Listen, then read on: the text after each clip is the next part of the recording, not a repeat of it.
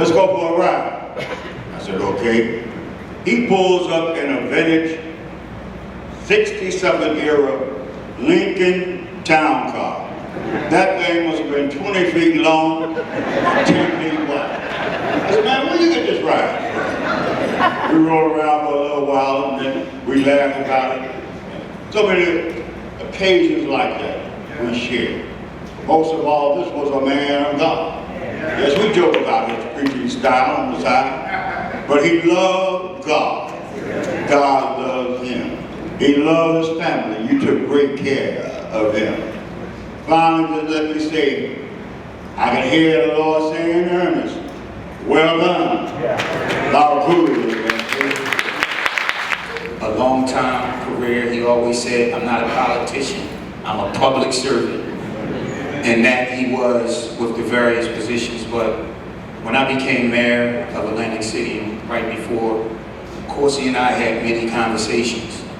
And I said, Coursey, if I ever become mayor, this time, I said, I want a chief of staff like you. I said, someone with experience, someone that has been there before, and that's someone that can help guide me in my decision making. So in typical Coursey fashion, he said, I'm not gonna lie, Marty Small. I'm interested. But I might tell you that I might even throw my hat in the ring and run for mayor. I said, Coursey, I will beat the brakes off you in the election.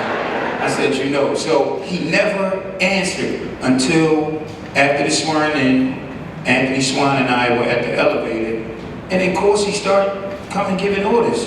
All right, man, after this, you gotta go take your ID. After this, we're gonna go upstairs, we're gonna call this person. I'm like, okay, well, you work for the Surf Stadium. So now you're the chief of staff? So I said, BA, get that PAF ready. But Coursey was a loving person. And like I told his family, I take honor that these last 6 years, he told me, you know, Coursey's gonna tell it like it is. He had the time of his life in City Hall working under us, and we just thank you for sharing. I am truly honored to be able to speak to you today because